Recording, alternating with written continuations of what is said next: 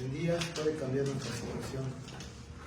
Podemos estar en un momento muy alegres y en otro momento pasar de esa alegría a la prueba.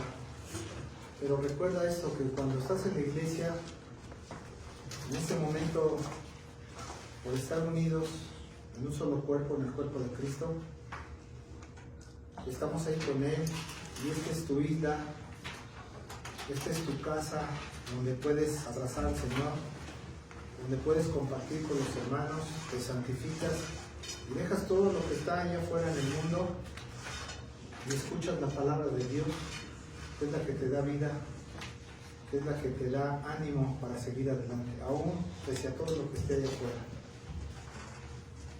Es algo muy similar como aquel peregrino que viene caminando en el desierto con un cargamento de camellos y sabe que 3 o 4 o 5 días después va a llegar a un manantial, va a llegar ahí a una especie de isla en donde los camellos van a descansar, él va a descansar, va a gozar de una sombra, de un buen alimento y va a recobrar fuerzas para el periodo en el que sigue.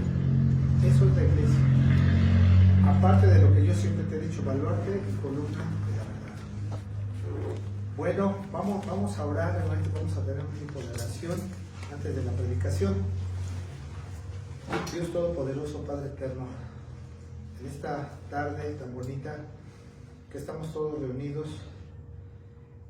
queremos decirte que estamos agradecidos contigo porque nos has escogido, no sabemos por qué. Nos has llamado, nos has justificado y un día nos vas a glorificar. Y en este tiempo nos estás santificando de manera muy especial a cada uno de nosotros. Sigues trabajando con cada uno de nosotros en nuestro interior y te agradecemos todo esto. Porque no escogiste a los sabios y a los entendidos, sino nos escogiste a nosotros, que éramos insignificantes y éramos nada. Y nos has sacado por amor prácticamente con tus poderosas manos del infierno y nos vas a llevar al cielo. Señor, gracias por lo que estás haciendo por cada uno de nosotros en nuestras vidas de manera personal. Que tu Santo Espíritu nos ilumine y nos ponga a través de tu palabra en el camino correcto. Amén.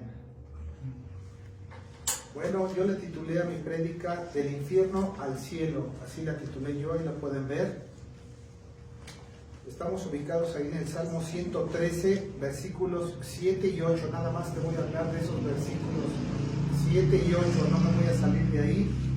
Claro que vamos a tener contextos anteriores y contextos posteriores, porque la Biblia se interpreta por sí misma, es un principio de la hermenéutica.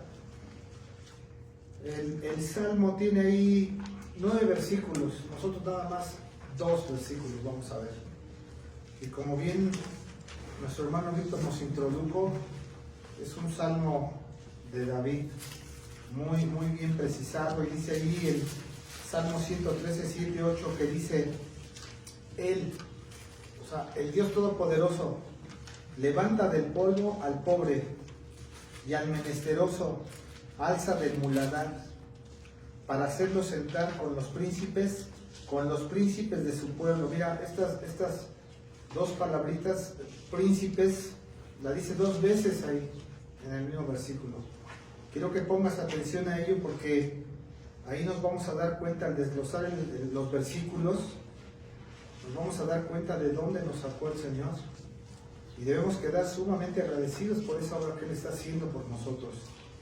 Mira, de entre todos los hermanos de David, él fue el último en ser escogido. Sustituyó al desobediente Saúl. Aquí ya te estoy hablando de un poquito más adelante en su vida. Ungido de entre los hombres. David fue ungido, el ungido del Señor. Mata al gigante Goliat, tú conoces la historia ahí. Quien desafió a todo el ejército de Israel. David fue perseguido por Saúl, porque Saúl pues no le pareció que Dios haya escogido a David, a este joven que había derrotado ahí a Goliat, y además sintió celos. Vamos a ser honestos. Le perdona la vida al rey porque tuvo la oportunidad de matarlo y sin embargo lo perdona. Y ahí recordamos esas palabras que dicen, ¿quién va a tocar al ungido del Señor? Entonces hay un temor ahí. Posteriormente es nombrado rey de parte de Dios a la muerte de Saúl. Mientras Saúl fue escogido por el pueblo, en este caso David fue escogido por Dios, porque dice la Biblia que David tenía un corazón conforme al pensamiento de Dios. Y Dios le promete el reino eterno por medio de su descendencia, el pacto davídico, que en su momento lo vamos a ver. Mire, vamos a ver algunos aspectos primeramente de la historia de David, así de manera rápida. La unción de David. La unción de David, el profeta Samuel lo tomó porque Dios lo había señalado.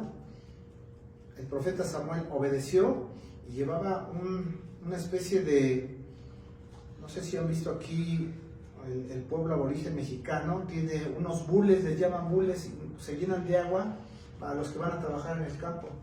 Él llevaba una especie de bule, pero estaba lleno de aceite, de un aceite especial para ungir, en este caso. Y mira, anota la cita de esta unción de David, porque de ahí vamos a partir. 1 de Samuel 16, 11, 13. Nada más anótala, yo te la voy a leer. Entonces dijo Samuel a Isaí, que era el papá de David, ¿son estos todos tus hijos? Y él respondió, queda aún el menor, fíjate, el más pequeñito, que apacienta las ovejas. Y dijo Samuel a Isaí, envía por él, porque no nos sentaremos a la mesa hasta que él venga aquí. Fíjate la autoridad del profeta, aunque estaba ahí delante del padre de familia, dice, mira, estas cosas, la instrucción que yo traigo es que vengo a ungir uno de tus hijos, y cuando yo sepa quién es ese ungido, entonces yo voy a proceder, y después comeremos. Envió pues por él, y le hizo entrar, y era rubio, hermoso de ojos, y de buen parecer. Entonces Jehová dijo, levántate y úngelo, porque es este. Entonces obedeció, y Samuel tomó el cuerno del aceite, y lo ungió en medio de sus hermanos, y desde aquel día, mira estas palabras, y desde aquel día en adelante el Espíritu de Jehová vino sobre David. Acuérdate que el Espíritu Santo en el Antiguo Testamento no caía sobre cualquiera, sino solamente a quien el Señor señalaba para algún ministerio. Se levantó luego Samuel y se volvió a Ramá, donde ahí radicaba, en esa zona de Ramá. Entonces ahí vemos un primer punto de David en su vida, la unción. Luego otro punto, David sabía perfectamente de dónde lo había llamado del Señor. ¿De dónde lo llamó? De apacentar ovejas. No era alguien prominente. En la historia, aquella persona que apacentaba ovejas, era un trabajo sencillo. Sí era agotador en el sentido de que tenía que andar caminando y cuidando las ovejas. Pero no hay universidades para apacentar ovejas. Es más, hay perros que bien entrenados el perro ovejero puede llevar a las ovejas. Pero David fue tomado de ahí por la voluntad de Dios, y David sabía hasta dónde lo había de hacer en el eterno futuro de su salvación.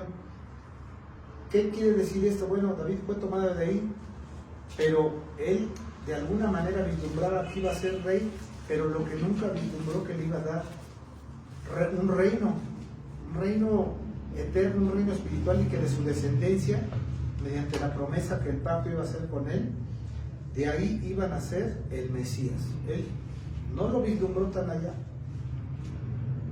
Y nos hace a nosotros en este punto una pregunta. ¿Estás realmente consciente de lo que Dios está haciendo en tu vida? Mira, al principio cuando entras no te das cuenta.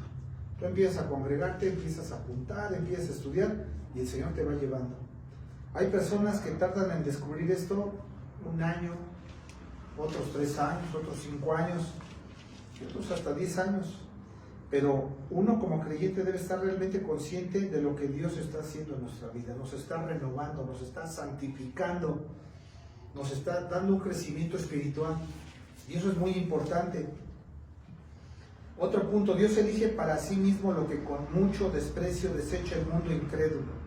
Te lo voy a repetir porque esto también es importante. Dios elige para sí mismo lo que con mucho desprecio desecha el mundo incrédulo.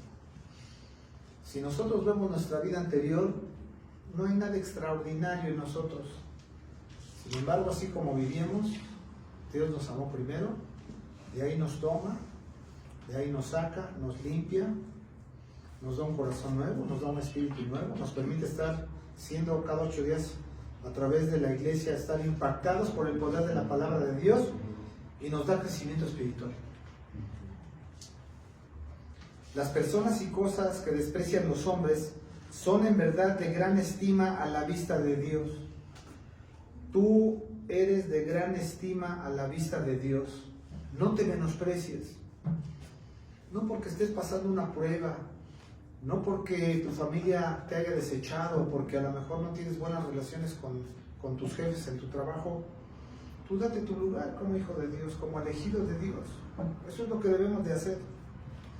Ha escogido, mira lo que ha hecho Dios. Dios ha escogido a miles de hombres sacados de la basura y del estiércolero. No te voy a explicar qué es eso. Y los eleva y los lleva hasta el regazo de sus potentes manos, llenas de misericordia, y posteriormente sentándoles en lugares prominentes con sus príncipes santos. Esto parece como un cuento, pero ¿sabes qué? Esto es una realidad legal. Fíjate lo que te estoy diciendo. Esto no es un cuento, esto es algo legal. ¿Y sabes a quién no le gusta eso? Al diablo. Él sí nos ve así, porque sabe hasta dónde nos va a llevar el Señor. ¿Y qué crees? Nosotros no nos vemos así. Pero el objetivo de este salmo es eso. Que veamos que un día fuimos pobres y menesterosos, y que ahora estamos con los príncipes de su pueblo. Un día allá en el cielo, cuando estemos todos, vas a poder conocer a los personajes que nos estaba hablando nuestro hermano Víctor en la introducción. A Moisés, vas a conocer a Job, a Noé, a Elías, a Enoc, a Pablo, a Pedro y a todos otros mártires que, aunque están aquí en la Biblia y que aparentemente son muy pequeñitos y que también tuvieron una vida extraordinaria por el mismo principio que te estoy leyendo aquí en este salmo. Es la voluntad de Dios. Mira, el libro de los Salmos, en otras ocasiones te lo he comentado, está dentro de los libros de sabiduría de Dios. ¿Sí? Está ahí la clasificación que da los teólogos: Job, Salmos, Proverbios, Eclesiastés y Cantar de los Cantares. Ahí está el libro de los Salmos. Contiene 150 en total. Y más o menos, o exactamente, 2525 versículos. Y ahorita nada más estamos estudiando 2 de ellos. Mira, el autor sabemos que fue el Espíritu de Dios, pero ¿a quiénes utilizó? Utilizó principalmente a David, a Asaf, a los coreitas, no a todos, algunos de la tribu de los coreitas, a Salomón, a Etán, a Moisés también tiene ahí algunos salmos, y algunos son anónimos porque no se sabe quién los escribió. Se retomaron y se compaginaron, y eso es lo que ahora conocemos, el libro de los Salmos. Su tema principal es la adoración a Dios. Cuando tú quieras adorarle, entonces tú agarra un salmo y léelo en voz alta, como cuando cantamos las alabanzas, y entrégaselo a Dios. Pero cuando los estás leyendo, tienes que estar consciente que esta es palabra viva, eficaz, y que son para Él. Claro, nos regocijamos porque tenemos ese privilegio de poder alabar a Dios, de poderle darle gracias de todo lo que nos ha dado. Y tiene un propósito, los escritores tuvieron un propósito: que el hombre espiritual tenga comunión con Dios. Al tú agarrar un salmo y leerlo en voz alta, ya sea que en tu casa como sacerdote de tu hogar estés dando un estudio bíblico o estés leyendo una porción de la Biblia y empiezas con un salmo, se lo entregas a Dios y alabas a Dios, y tú mismo también estás en ese proceso de santificación porque tienes comunión con Él a través de la oración.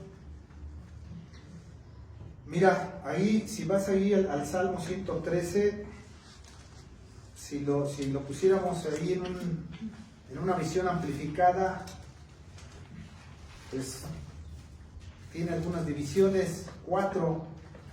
Mira, de los versos 1 al 4, si tú lo estás viendo ahí, del 1 al 4, si quieres ahí ponen la rayita del 1 al 4 y una marquita.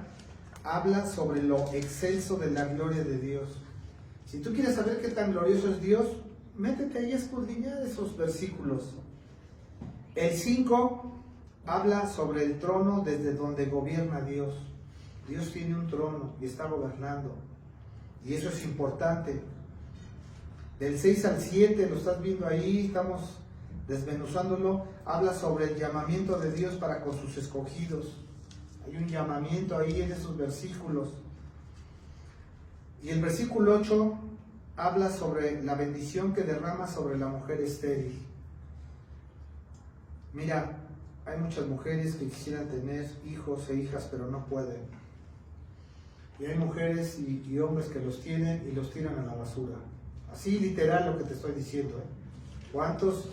¿Cuántas personas no han encontrado ahí tirados bebecitos, arrojados? A veces hasta los perros se los quieren pelear ahí entre ellos, los perros callejeros, porque no alcanzamos a dimensionar lo que estamos haciendo. El mundo incrédulo no alcanza a ver qué infamia es esa.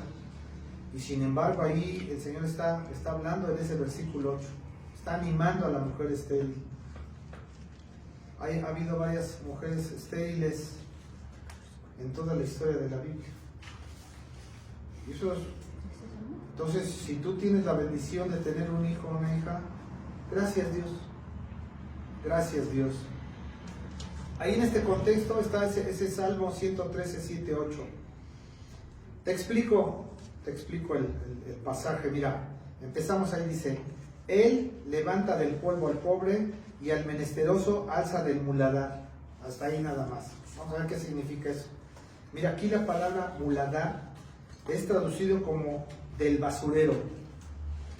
En inglés existe una palabra muy fuerte que se llama trash, que es así como que basura, ya lo que ya se tiene que tirar o se tiene que quemar. O del lugar en donde se acumula el excremento de los animales de la granja. Fíjate nada más. Se oye muy feo, pero realmente de ahí fuimos sacados. El estiércolero es un lugar en donde antiguamente se desechaba todo lo que no sirve, lo inútil, lo más gastado, lo inservible, lo que va a ser quemado o lo que se utiliza para abonar las tierras. Sí, pero íbamos para allá. Por eso yo le puse a mi prédica del infierno al cielo, porque casi íbamos para allá y el Señor nos daba ahí un manotazo, como de última hora. Menesteroso, vemos ahí esa palabra en español, es aquel hombre humilde de condición económica. No necesariamente tiene que ser un hombre ignorante, sino puede ser un hombre muy culto y preparado, pero simplemente tener no tan grandes economías. Ese es un menesteroso. Pero aquí lo identificamos como el pobre, el que mendiga, el indigente.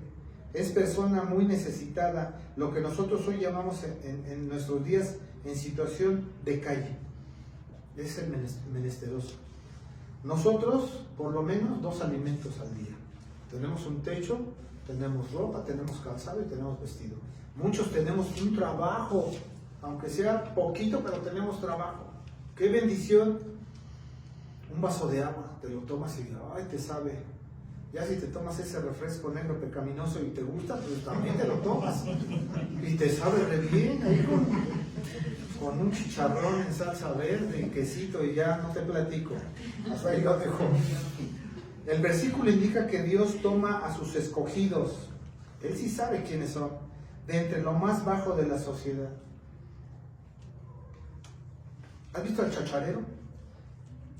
El Señor, yo te podría decir que como que chacharea ahí entre la sociedad, ¿no? Digo, es un extremo de lo que te estoy diciendo, pero prácticamente eso es lo que es. Algunas de las vidas de los santos en las Escrituras contienen, pues, hechos de cristianos elevados de la mayor miseria a ser verdaderos conquistadores y pescadores de hombres. ¿Tú sabes a quién me refiero?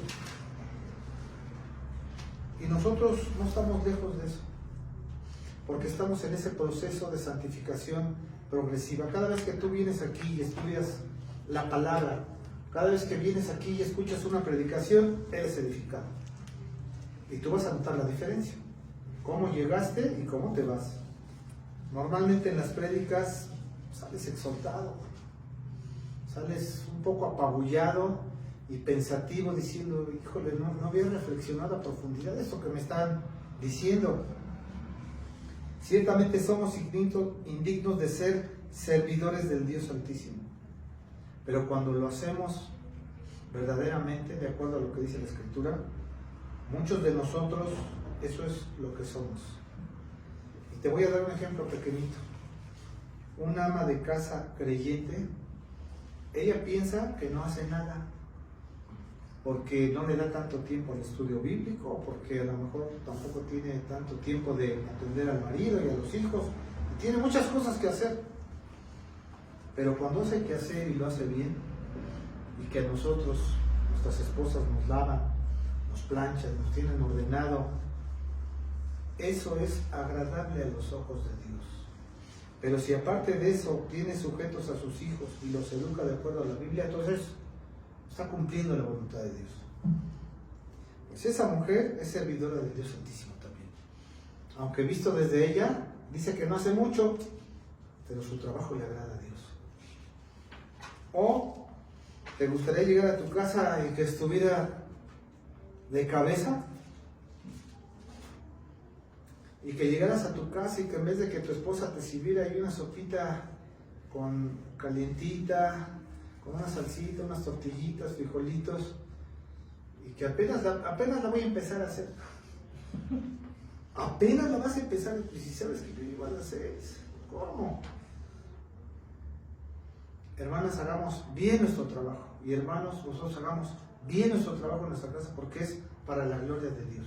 Esa es nuestra forma de ser servidores del Dios Altísimo, hasta en las más pequeñas cosas. Pero si fuiste predestinado y llamado, esto es irrevocable. Irrevocable quiere decir que para donde te vayas te va a pasar lo que a Jonás. De todas maneras, el Señor te va a vomitar ahí en esa playa, te vas a tener que volver a meter al mar, te vas a medio lavar y luego como no quedaste muy contento, a lo mejor te echas allá adelante un baño con agua dulce, te enjabonas. Y el Señor le dijo, y de todas maneras vas a ir a Nínive. Y no que le digas que no, tienes que obedecer. Ningún impedimento humano y sobrenatural podrá impedir que Él lo haga. Él lo va a hacer. Él tiene un propósito para tu vida, fuiste llamado, fuiste seleccionado, fuiste escogido y vas a hacer la voluntad de Dios. Esa es una buena noticia, porque si tú quieres desviarte, el Señor te va a decir, bueno, desvíate. De todas maneras te va a traer de una pierna o de un brazo y te va a decir, tu llamado es irrevocable. ¿Y qué? ¿Le vas a ganar al Señor? No le vas a ganar. Nadie le va a ganar. Él va a hacer su voluntad. La gloria del Evangelio tiene que ser predicada hasta lo último de la tierra, como está escrito. Y Dios te va a utilizar, te guste o no. Y dile que no, y vas a ver qué va a pasar.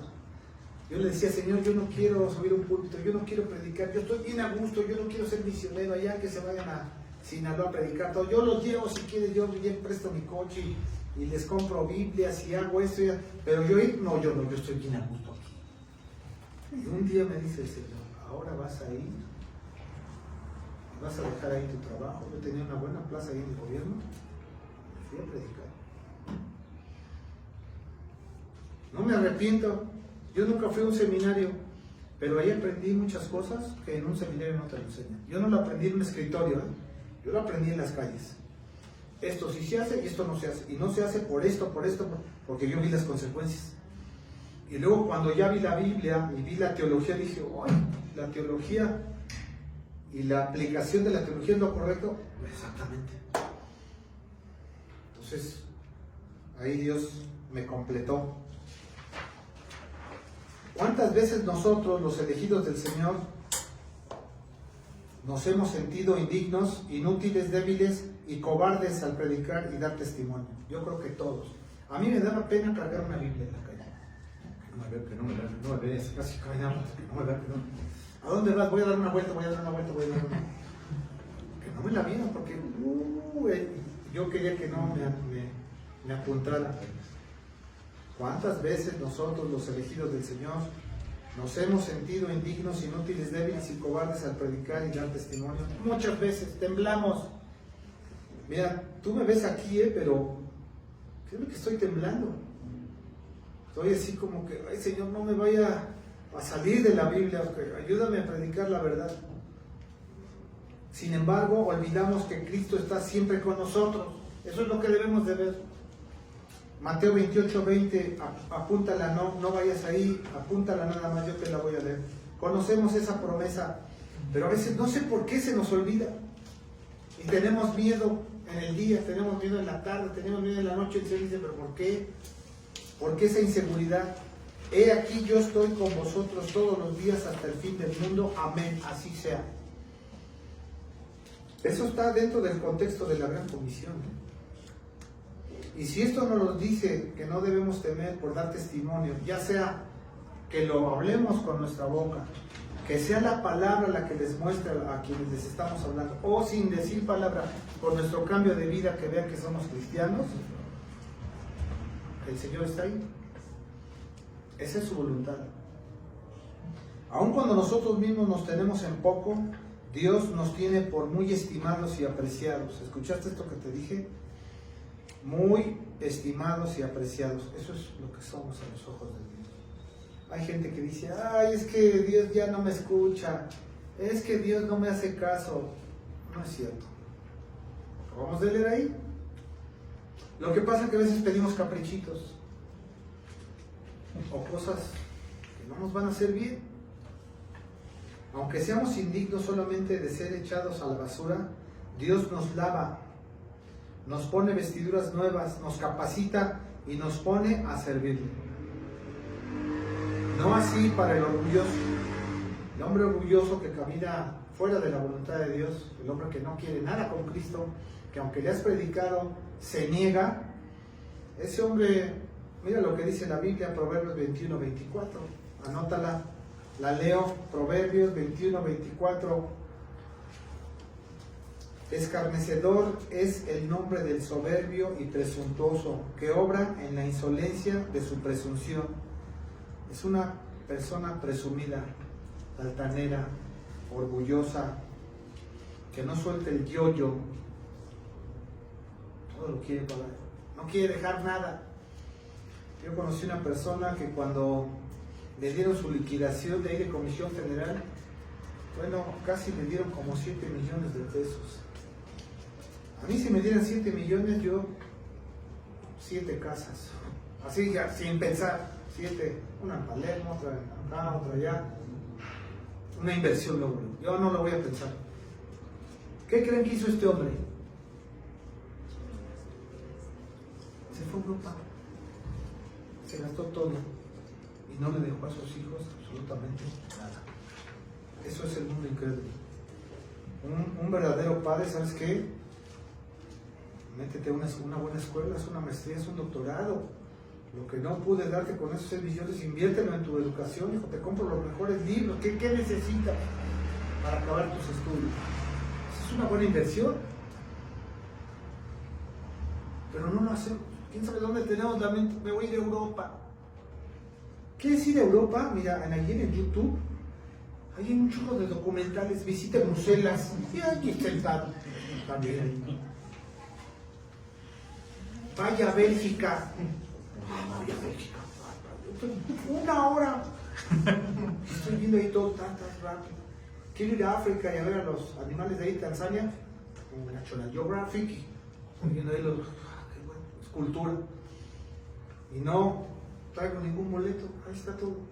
Ahora ya con ese aparatito, el Roku, híjole, está fabuloso, ¿eh? Yo soy feliz con el Roku, pero bueno, eso es otra historia. No estoy haciendo promoción, pero el amor de Dios ha bajado hasta nosotros, pues nos ha perdonado todos nuestros pecados, nos ha justificado delante del Padre por creer en el amado, nos ha limpiado de toda vileza. Escucha eso. Tú ya no debes sentirte culpable. Si el enemigo en las noches te quiere ahí atacar, Cuando estás dormido, mira, acuérdate de eso. No, ya no me estés acordando. Eso sí es el pasado. Ese pecado ya lo confesé. Ya restauré a las personas que dañé y ahora soy nueva criatura en Cristo. Porque el enemigo es experto en atacarte aquí, mira, en tu mente. Ahí está la guerra, en tu mente. Hay gente que dice, no, es que yo soy una mega guerrera de oración y que yo ate. ¿Sabes dónde está la verdadera guerra? En tu mente. En las noches. Cuando te quiere el diablo desviar y te quiere, con tus propios pensamientos los utiliza en contra de ti. Y tú te dejas cuando debes rechazar esos pensamientos.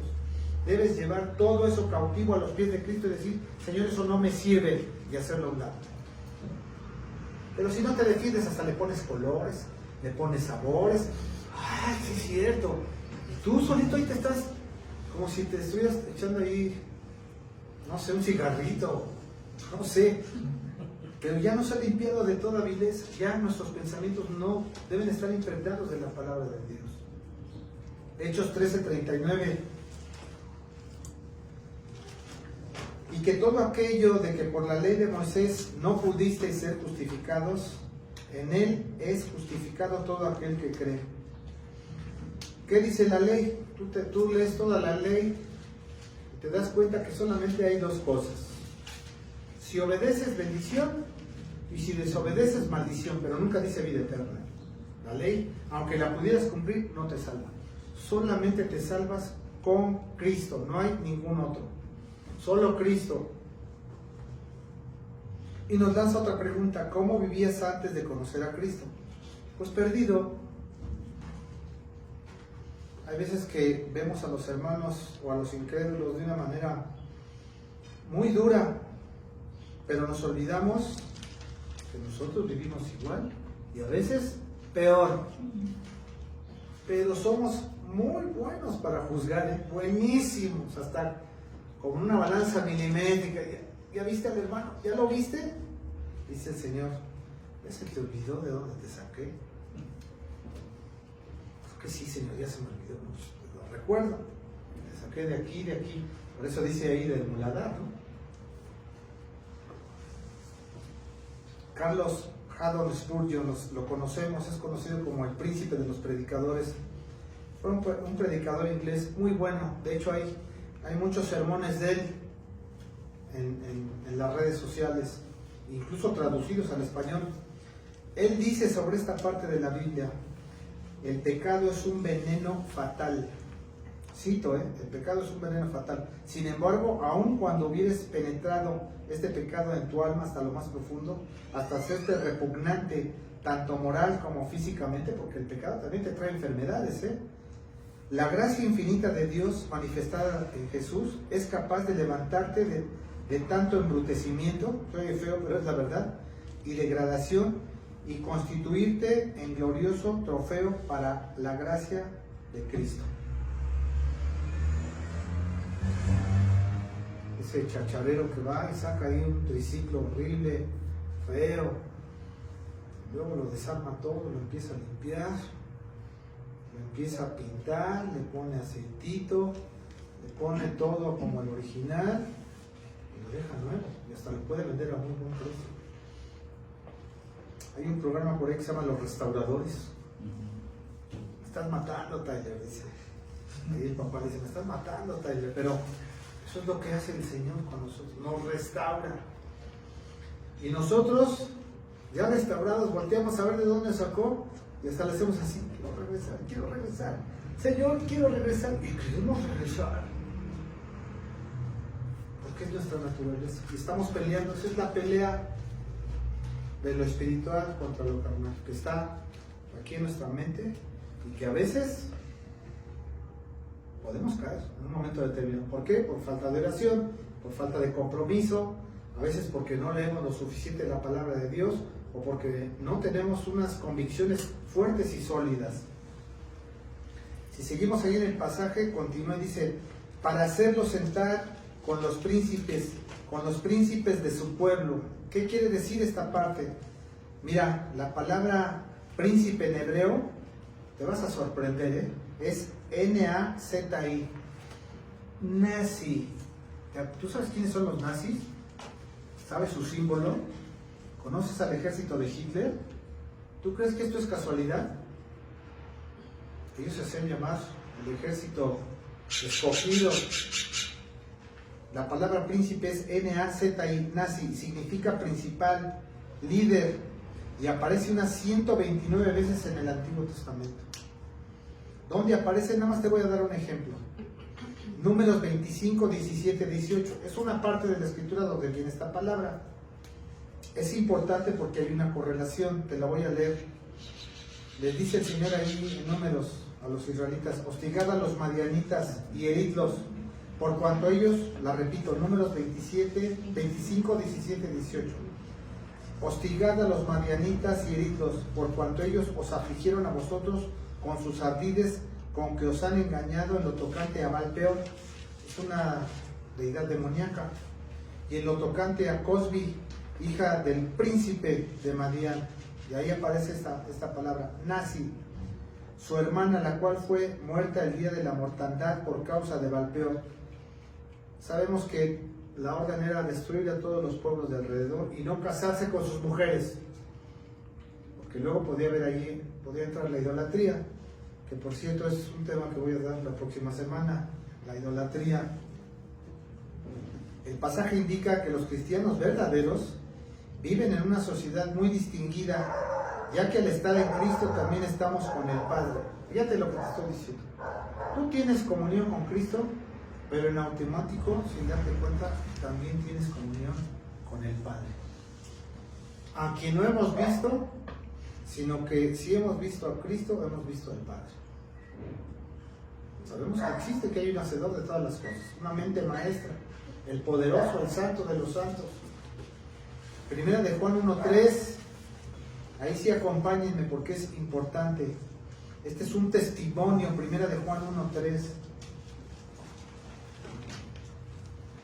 Juan tendría unos 17 o 19 años cuando el Señor lo llamó. Era uno de los hijos del trueno, era tremendo. Sin embargo, Dios lo transformó y lo cambió y lo hizo uno de sus mejores discípulos. Y le dio larga vida. Le dio larga vida a este hombre. Ahí murió en la isla de Patmos. Murió de anciano. Y le reveló el Apocalipsis. Dice Primera de Juan 1:3, ¿ya están ahí? Sí.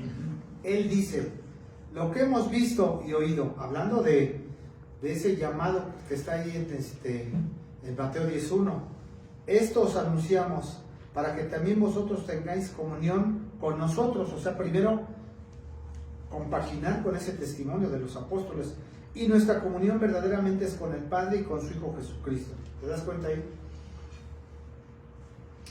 Hay gente que dice: ay, que yo estoy muy alejado de Dios. Sí, tienes razón, pero los cristianos no estamos alejados de Dios. Tenemos comunión con Cristo y con el Padre. Y como el Espíritu Santo también es Dios, también tienes comunión con su Espíritu, porque su Espíritu vive dentro de ti, como lo vamos a ver más adelante. No importa de qué país, de qué estado, de qué ciudad haya sido llamado, de qué basurero haya sido rescatado. Somos escogidos y ahora ciudadanos celestiales. He escuchado yo personas que dicen: ay, yo quisiera tener la visa americana para ir a Chicago, para ir a Los Ángeles, para ir a Oregon. No es malo.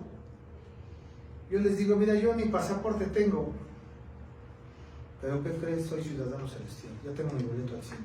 El Señor me está preparando un hogar allá arriba. Se quedan así. Pues, ¿quiere decirte a Oregon? Vete, que Dios te bendiga. Yo no quiero ir a Oregon.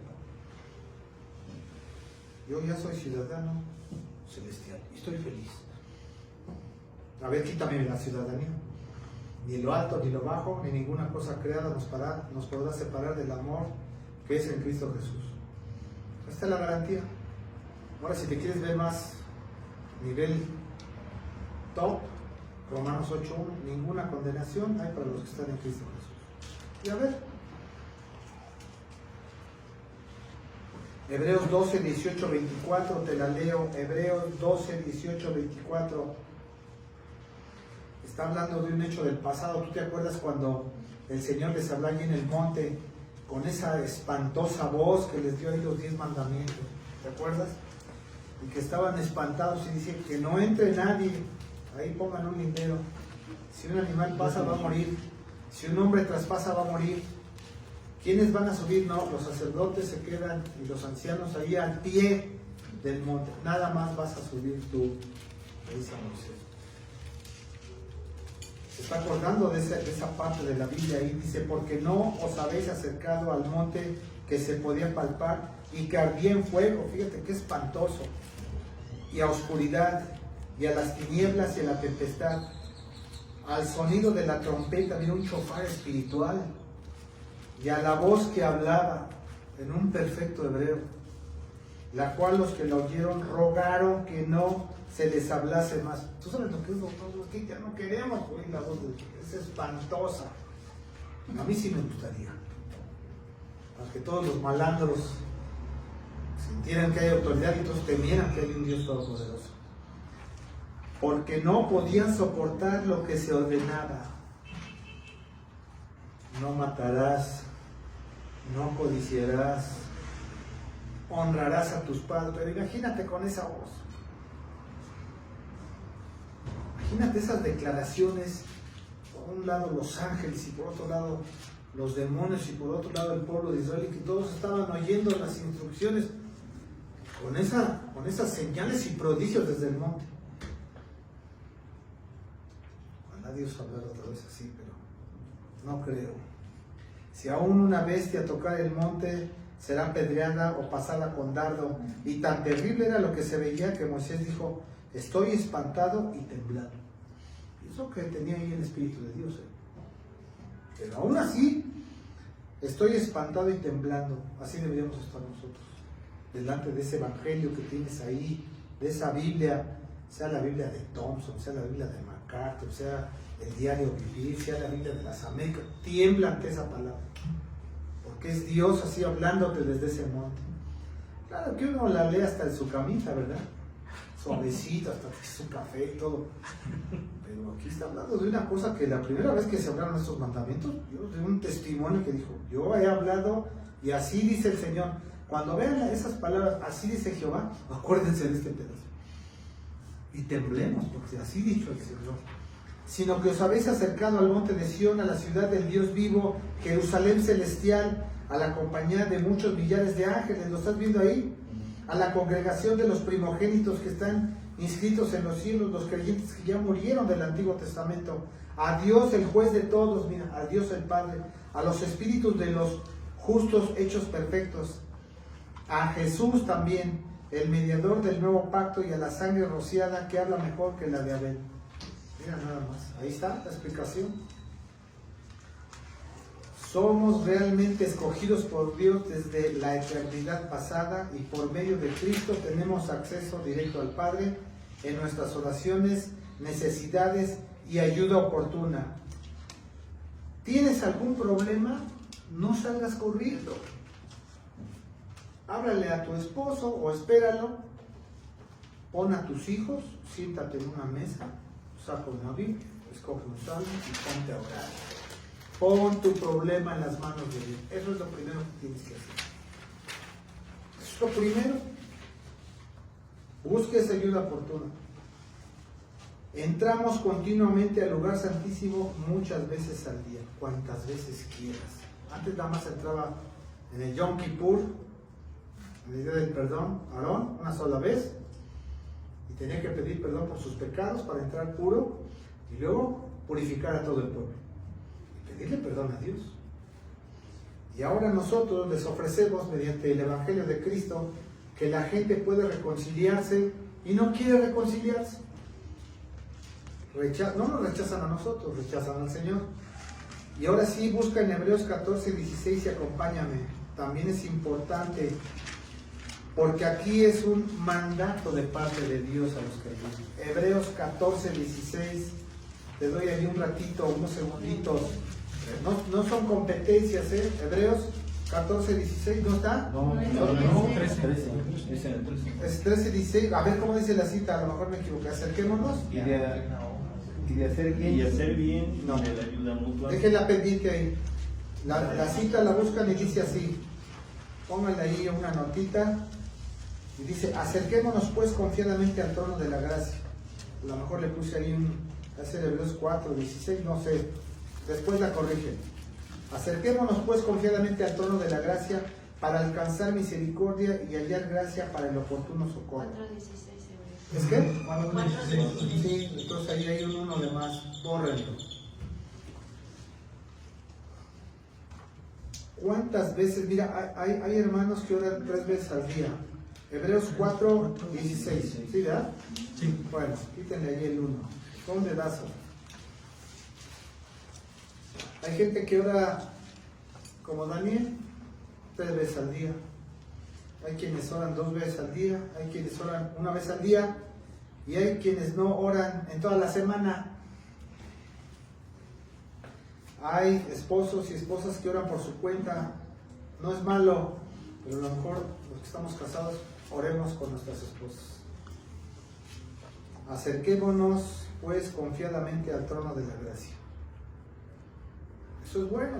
Ahí está la instrucción. Tal es nuestra elección soberana. Esta es la elección soberana de Dios, no la hicimos nosotros. Que tenemos un reino, escucha esto. Tenemos un rey y una excelente ciudadanía. 3 cosas. No las pedimos, se nos dio. Entonces, es muy importante. Y más aún, nos ha dado su propio espíritu. Su espíritu mora en nosotros, el cual nos santifica todos los días viviendo para adorarlo y servir. Para eso es. Nada más que a veces nosotros, por desapego, por descuido, por falta de convicción, por falta de autodisciplina, nosotros ese espíritu que tenemos lo apagamos. No apaguéis el fuego del espíritu.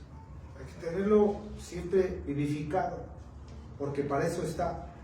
Entonces, tenemos un reino, tenemos un rey y una excelente ciudadanía. Y por si fuera poco, nos ha dado su espíritu. Anoten esta cita, Lucas 11:3. Pues si vosotros, siendo malos, sabéis dar buenas dádivas a vuestros hijos, ¿cuánto más vuestro Padre Celestial dará el Espíritu Santo a los que se lo pidan? No es que le tengamos que estar pidiendo: Señor, y úngeme, no. Ya lo tenemos ahí. Desde el momento que tú creíste, ya se te dio el Espíritu Santo. Ya no hay que imponer manos, ya no hay que... Ya lo tienes ahí. Nada más, no lo pagues. Vivifícate. Busca tu santidad. Cuando dice aquí, dará el Espíritu Santo a los que se lo pidan, es aquella persona que no conoce al Señor y que tiene necesidad del Espíritu Santo. Porque cuántas cosas no queremos hacer por nosotros mismos y nunca lo vamos a lograr. Se necesita que venga un poder sobrenatural para poder perdonar al enemigo, para no reclamar al que te hizo daño, para perdonar a tu violador, para perdonar a aquel que te golpeó, aquel que te ofendió, para cambiar tu odio, tu rencor, tu resentimiento. Si no, no vas a poder. Ay, que yo me voy a esforzar. No vas a poder. Tu carne te va a ganar. Ahorita dices que ya lo superaste. Y nada más pasa un ratito y te vuelves a acordar y hasta te sale humo de la cabeza. Porque ya estás, pero... No. Claro. Estamos enfurecidos porque nos acordamos de algo que no nos gusta. Es normal. Por eso se necesita tener el Espíritu Santo. El incrédulo tiene una urgencia de pedir el Espíritu de Dios. Tendremos en el futuro la oportunidad de ayudar en el reino de Cristo como príncipes y sacerdotes. Mira nada más.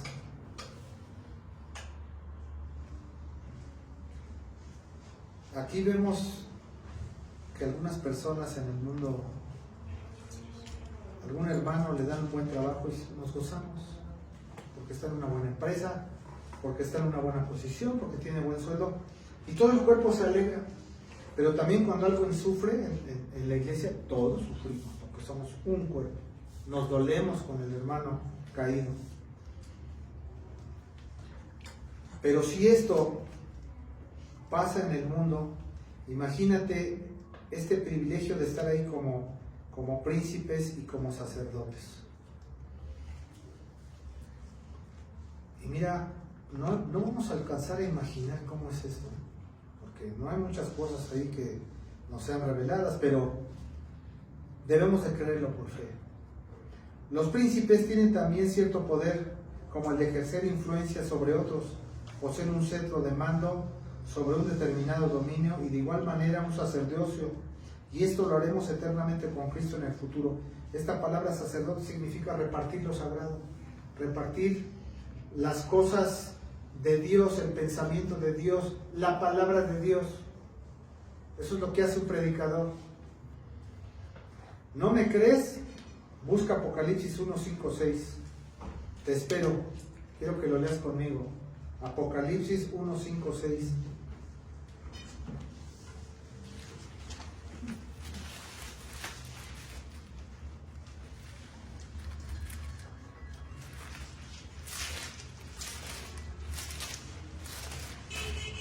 Apocalipsis 1, 5, 6. Está empezando ahí el libro. Está empezando. Ahí le está hablando al apóstol Juan en la isla de Patmos. Y se le presentan estas palabras. Y de Jesucristo el testigo fiel, el primogénito de los muertos, es otro de sus nombres sagrados. El soberano de los reyes de la tierra, mira qué nombre tan extraordinario. El que nos amó y nos lavó de nuestros pecados con su sangre. ¿Lo estás viendo ahí? Ahí está. Y nos hizo ¿qué? Reyes y sacerdotes para Dios. No vamos a estar tocando un arpa, ¿eh? Bueno, a lo mejor sí en las alabanzas, pero realmente vamos a estar ahí. Caray. El Marajá de Singapur se va a quedar chiquito. El Bishir se va a quedar chiquito. Y luego dice ahí su Padre, a Él sea la gloria, el imperio por los siglos de los siglos. Amén. Y estas palabras, nos hizo reyes y sacerdotes por Dios. ¿Por qué? Porque nos lavó de nuestros pecados con su sangre. Nos sacó de ahí, nos limpió y nos va a llevar, como dice el Salmo, con sus príncipes. Y nos va a sentar allí en ese lugar. Híjole. El infierno al cielo. Hay una diferencia muy grande. Muy grande. Pero ahora como hijo redimido de Dios, está bien, ya sabemos esto, qué extraordinario, somos redimidos. Esta palabra redimir nos ha rescatado de ese reino de tinieblas, de esa perdición.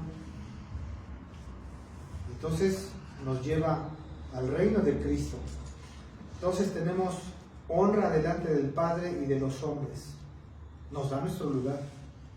Pero desde ese mismo modo seremos posicionados en el estado futuro, gobernando con Cristo entre todos los príncipes de su pueblo para siempre y jamás. Esto no va a ser momentáneo, va a ser para siempre. Vamos a estar sirviéndole al Señor. ¿Cómo debemos prepararnos para esta tarea? Por eso estamos aquí. Por eso la iglesia es baluarte y columna de la verdad. Por eso damos estudios bíblicos, por eso damos prédicas. No creas que vienes aquí a perder el tiempo, que es un club. Pues como hay muchas iglesias, pues cualquiera. No. Escoger una esposa, escoger una carrera, comprar una casa, buscar una iglesia con sana doctrina son cosas que se tienen que hacer con mucho cuidado. No se hacen a la y se va. Hay que pensar, hay que tener discernimiento, hay que preguntar, hay que buscar el consejo y hay que orar para buscar la dirección de Dios.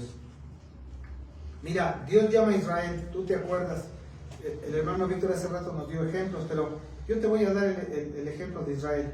Un pequeño puñado de hombres insignificantes para de ahí hacerlo una gran nación, una nación ejemplar para el mundo, que de ahí iban a ser el Salvador y de ahí también vendría nuestro divino Rey. Y vemos ahí que el medio fue David, porque a él se le hizo la promesa. Mira, ya desde cuando viene, Deuteronomio 7, 6, 7. Anótala. Yo te la voy a leer. Deuteronomio significa repetición de la ley o repaso de la ley o interpretación de la ley, porque ahí, si tú has leído los panoramas del Antiguo Testamento, es un condensado de todas las leyes de Génesis, Éxodo, Levíticos y Deuteronomio, es el extracto. Génesis, Éxodo, Levíticos, Números, está sintetizado ahí en Deuteronomio 7, 6, 7. Mira lo que le dice Israel, y que era un pueblo que ni siquiera era pueblo. Pero tú eres pueblo santo para Jehová tu Dios, no para nadie más, solamente para Dios. Jehová tu Dios te ha escogido para hacerle un pueblo especial, más que todos los pueblos que están sobre la tierra.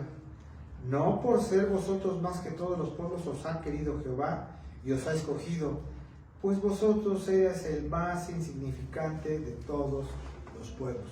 Y nosotros también somos insignificantes. ¿Por qué entonces los cristianos somos orgullosos? A ver. Eras el más insignificante de todos. No, pero es que yo estoy en tal iglesia, mi pastor es fulano de tal, ya fui al seminario, y aquí dan cursos y todo. Sí, todo está bien. Pero no pierdas el piso. Sigue siendo un ser humano que en cualquier momento puedes caer. Por eso, no me dejes caer en tentación y líbrame del mal. Que no se te olvide eso.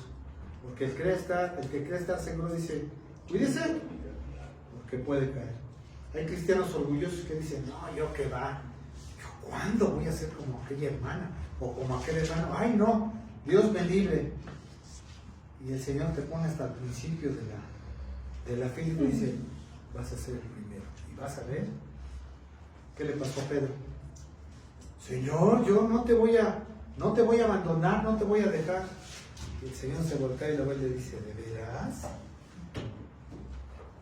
Mejor, Señor, no me dejes caer en tentación y líbrame del mal, porque cualquiera puede caer. Han caído pastores, han caído esposas de pastores, han caído diáconos, han caído predicadores de clase mundial, pero así en segundos, esto pasa en segundos por falta de oración. ¿Qué le pasó a David? Se andaba paseando ahí en su terraza y ¿qué le pasó? Pues cayó, exactamente. Mejor calladito. Señor, ayúdame, porque puedo caer. Tenemos el caso de Gedeón, ¿te acuerdas de Gedeón? Bueno, es un juez. Jueces 6, 12, 16, apúntala, es otro ejemplo que yo te doy. Hablando de personas, ¿de dónde las sacó el Señor y hasta dónde las llevó? Jueces 6, 12, 16, te la leo. El ángel de Jehová, aquí hay una cristofanía, o sea, Cristo velado desde el Antiguo Testamento. Se le apareció y le dijo, Jehová está contigo, varón esforzado y valiente. Le aventó un piropo a Gedeón, porque el que me dijera a mí eso, ¿de dónde? Yo soy cobarde y no, soy de flojo, Señor. Todo lo contrario. Y Gedeón le respondió, Señor mío, si Jehová está con nosotros, ¿por qué nos ha sobrevenido todo esto? ¿Y dónde están todas sus maravillas que nuestros padres nos han contado? Diciendo, ¿no nos sacó Jehová de Egipto? Y ahora Jehová nos ha desamparado y nos ha entregado en mano de los madianitas. Y mirándole, Jehová le dijo, ve con esta tu fuerza. O sea, yo soy tu fuerza, estaba diciendo ahí Cristo. Y salvarás a Israel de la mano de los madianitas. ¿No te envío yo? ¿Te acuerdas de las palabras que le dijo a Moisés? ¿No te envío yo? Entonces le respondió, Señor mío, ¿con qué salvaré yo a Israel? O sea, aunque tú vayas conmigo, pero Señor, ¿cómo? He aquí que mi familia es pobre en Manasés. O sea, dentro de la tribu de Manasés, yo soy el más menesteroso de todos. Y yo el menor en la casa de mi padre. Aparte, soy el último. Pero también de ahí sacó a David, ¿no? Jehová le dijo, ciertamente yo estaré contigo, y derrotarás a los madianitas como un solo hombre. Estas palabras, ciertamente yo estaré contigo, son semejantes. He aquí, yo estoy con vosotros todos los días hasta el fin del mundo. Es exactamente lo mismo, porque es el ángel de Jehová, es Jesucristo. ¿Qué hizo Gedeón? Obedeció. ¿Pero de dónde le sacó? De ahí, de la tribu de Manasés, siendo el menor y el más pobre. Pero por medio de Gedeón derrotaron los israelitas al pueblo de Madián que los hostigaba. Entonces, está un ejemplo. Esta cita que nos explicaba nuestro hermano Víctor, 1 Corintios 1, 27, 29, acompáñenme también, es muy importante, hoy la vimos 2 veces, no importa. 1 Corintios 1, 27, 29. Este es para que no entre orgullo en nosotros, hermanos. Esto es para que nosotros estemos ubicados, que nuestra fortaleza es Cristo, que nosotros sin Cristo no somos absolutamente nada. Nosotros fuimos llamados por Dios sin ser absolutamente nada delante de los hombres. ¿Escuchaste esto que te digo? No éramos nada. Hay gente que dice, es que yo me esforcé. Sí. Es que yo conseguí un buen trabajo. Es que yo esto, es que yo lo otro. Es que acabé la escuela y tengo títulos. Sí. ¿Sabes qué? Dios te dio los medios para que llegaras. Si Dios no estuviera abriendo las puertas, imposible. Por eso siempre debemos estarle dándole gracias a Dios. Sino que lo necio del mundo escogió Dios.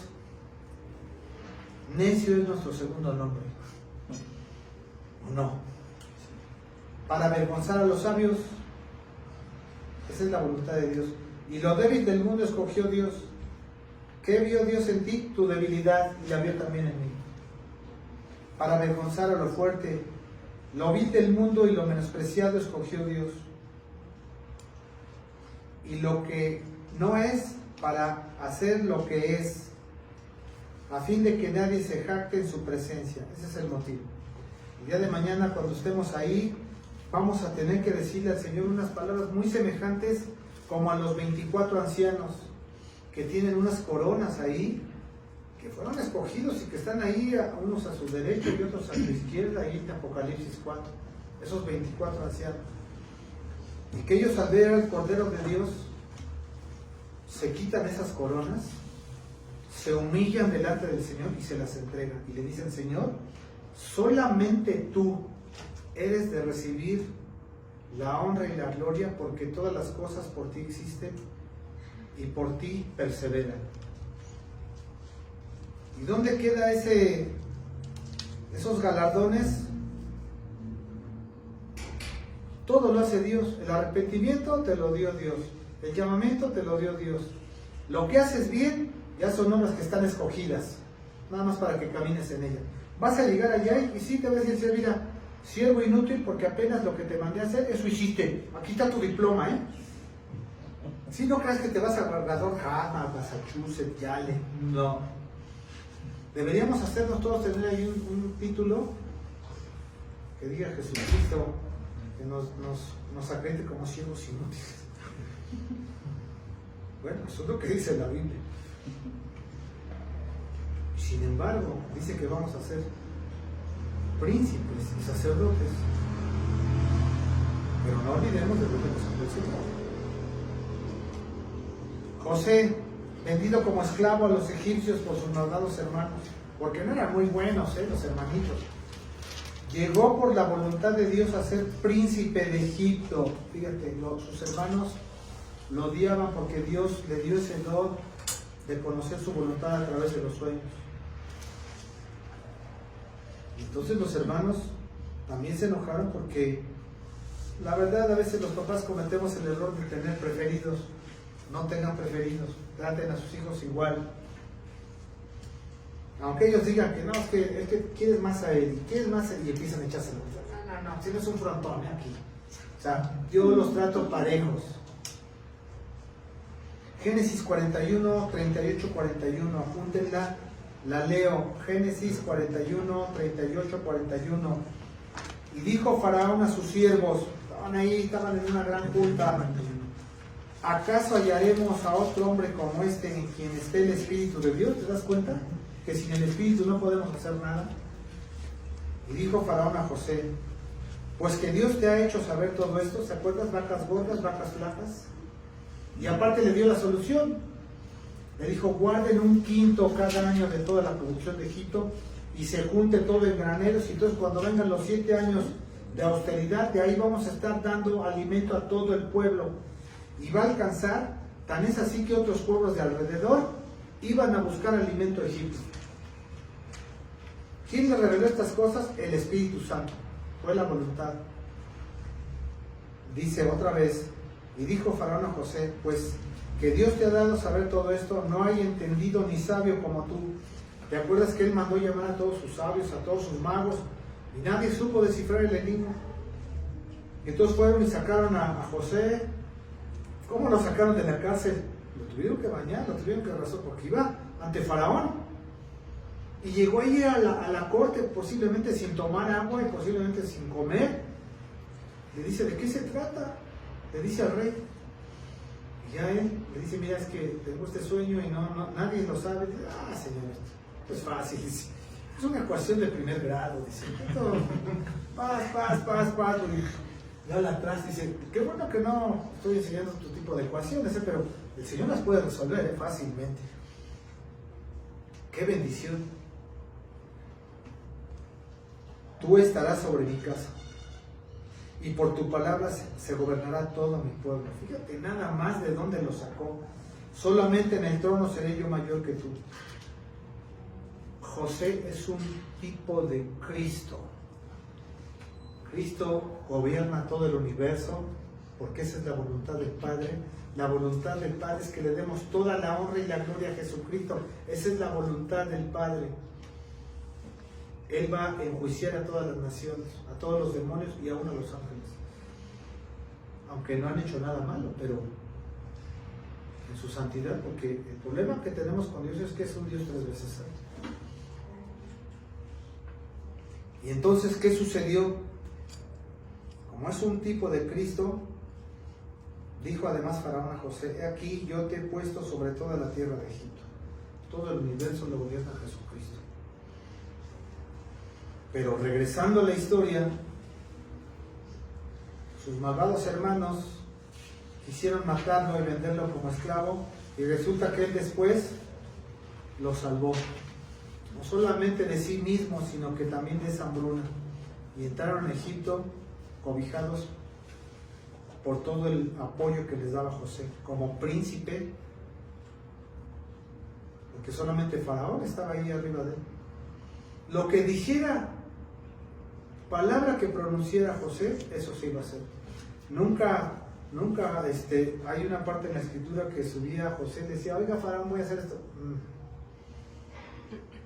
Yo soy Faraón, dice. Yo soy el Dios Todopoderoso. Tu hijo Jesús, haz lo que tengas que hacer. Este es mi hijo amado en quien él confío. Síganlo a él. ¿Sí? ¿Te das cuenta? Bueno, el apóstol Pedro era un terrible pecador, igual que nosotros, igualito que nosotros. Pero Cristo lo escogió para ser uno de los pilares apostólicos más fuertes. Lucas 5:5-8. Ya casi termino, Lucas 5:5-8. Respondiendo Simón le dijo, maestro, toda la noche hemos estado trabajando y nada hemos pescado, mas tú en tu palabra echaré la red. Mira, Señor, por tratarse de ti, voy a obedecer y voy a regresar otra vez ahí al mar y voy a volver a echar la red. Y habiéndolo hecho, encerraron gran cantidad de peces y su red se rompía. Eso dice ahí. Entonces hicieron señas a los compañeros que estaban en la otra barca para que viniesen a ayudarles, y vinieron y llenaron ambas barcas de tal manera que se hundían. Algo sobrenatural. Viendo Simón Pedro, fíjate lo que pasó, cayó de rodillas ante Jesús diciendo, apártate de mí, Señor, porque soy un hombre pecador. Algo similar a lo que pasó ahí en el monte. No queremos oír la voz de Dios. porque estamos temblando. Pero vemos de dónde lo sacó. Pedro era del vulgo. Pedro no era un gran estudioso de las escrituras, era un mercader, no era un erudito. Sin embargo, de ahí lo sacó el Señor. Al igual que nosotros, lo vil del mundo escogió Dios. Y nosotros estamos en esa categoría. Por eso, hay que acordarnos de estas palabras. 7 consejos. 7 consejos. Con esto ya termino. 1. Dios nos encontró en este mundo en una terrible condición espiritual.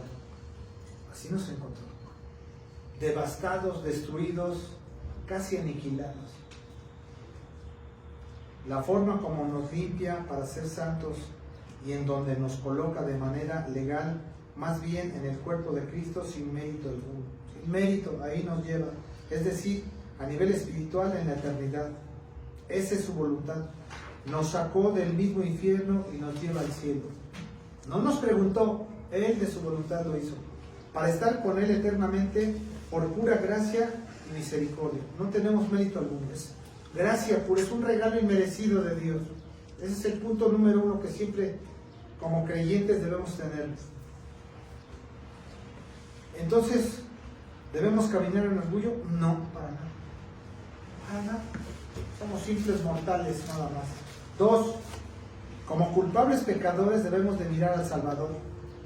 No a los líderes, no al edificio de la iglesia, no a grandes predicadores, ¿no? ¿A quién debemos mirar? A Cristo. Ahí está nuestro foco, cristocéntrico. ¿Por qué? Porque es en este punto cuando empezamos a salir del estiércol, del basurero, y dejándose llevar por la misericordia divina.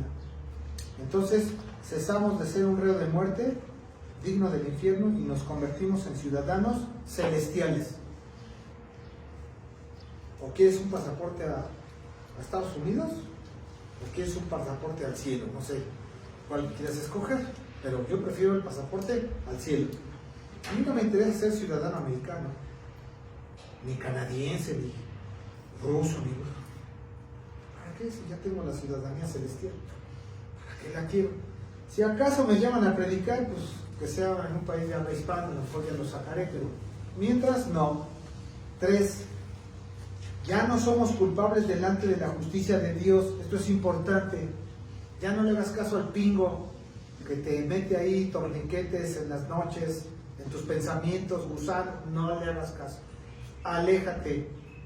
Ponte a orar, ponte a leer la Biblia. Sino que hemos sido justificados por la fe en Jesús. El medio es la fe, no por obras personales. Es un don de Dios inmerecido. Y decir como Job dijo: yo sé que mi Redentor vive. Aquí están esas palabras. Es el libro más antiguo. Yo sé que mi Redentor vive. Al principio dice él estas palabras, pero ya en los capítulos del 30 en adelante dice: ay Señor, de a oídas te conocía, pero ahora que te conozco, dice, nunca vamos a dejar de conocer a Cristo. Por eso tenemos que estamos impregnándonos de la palabra. Mira, si te puedes comprar varias Biblias, qué bueno, para que tengas ahí un panorama mucho mejor de lo que Dios quiere para ti. 4. Por el don del amado, o sea, por el don de Cristo, Dios eleva a sus escogidos del estado de perdición y ruina eterna a príncipes de su pueblo del mismo modo. Y sí, acompáñame a Romanos 8, 38, 39. Tú has pasado por ahí, conoces esa parte de la Biblia, pero hoy te la recuerdo. Romanos 8, 38, 39. Del estado de perdición y ruina eterna a príncipes de su pueblo. Esto es algo legal, por haber creído en él. Es algo legal. Por lo cual estoy seguro, mira qué palabras de San Pablo, de que ni la muerte, ni la vida, ni ángeles, ni principados, ni potestades, ni lo presente, ni lo porvenir, ni lo alto, ni lo profundo, ni ninguna otra cosa creada nos podrá separar del amor de Dios, que es en Cristo Jesús, Señor nuestro. Por estas palabras, si tienes algún familiar lejos, siempre ponlos en las manos de Cristo. No hay mejores manos. Tienes hijos pequeñitos, Señor, en tus manos encomiendo su espíritu. Tienes hijos grandes, Señor, en tus manos encomiendo su espíritu. Ay, cómo cansan las mamás al Señor con estas palabras.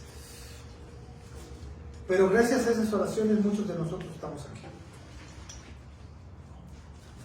5. Los verdaderos cristianos, cualquiera que haya sido su vida anterior, escucha esto, se hallan en este momento aceptados a la vista de Dios mediante la obra redentora de Jesús en su vida. Disfrutan por completo de la seguridad de su salvación. Cualquiera que haya sido tu vida anterior, ahora eres diferente a los ojos de Dios. Eso te va a ayudar mucho siempre, donde quiera que vayas. 6. Al ser favorecidos por la gracia divina, porque es un favor, tenemos íntima comunión con Jesús, que es lo más valioso de este mundo. Dice Pablo, la palabra no puede ser encerrada, no puede ser aprisionada, no puede ser detenida. Sécase la lluvia, marchítase la flor, pero la palabra de nuestro Dios permanece para siempre. Así dice el profeta. Gozamos de todos sus favores. Caminamos con Cristo como Enoc lo hizo. Y un día Dios se lo llevó. Y así un día nosotros vamos a ser, en ese shofar espiritual, en esa orden, vamos a ser llevados y nos vamos a encontrar con el Señor en el cielo. 7 y último. Al ser linaje real, debemos de ser positivamente útiles a nuestros semejantes en este mundo. Porque mira qué bendición, tú ya sabes que tienes un pasaporte, que tienes un reino, que tienes un rey. ¿Qué debes hacer? Servir a los demás. Creyentes e incrédulos. Este es el amor al prójimo. De nuestra boca deben de salir bendiciones y de nuestras manos servicio. Porque eso es lo que te distingue como creyente. Porque ya has sido sacado de ahí para llevarlos a Cristo humillados. Ese es nuestro trabajo. Alimentar al hambriento espiritualmente y también físicamente, si se puede. Vestir al desnudo, ahí está muy claro. Levantar al caído, enseñar al ignorante, aliviar al pernirroto, fortalecer al confundido, porque hay muchas personas confundidas. Hay que enseñarles bien la Escritura y conducir con la verdad al incrédulo. Ese es nuestro trabajo. Hermanitos, que Dios les bendiga.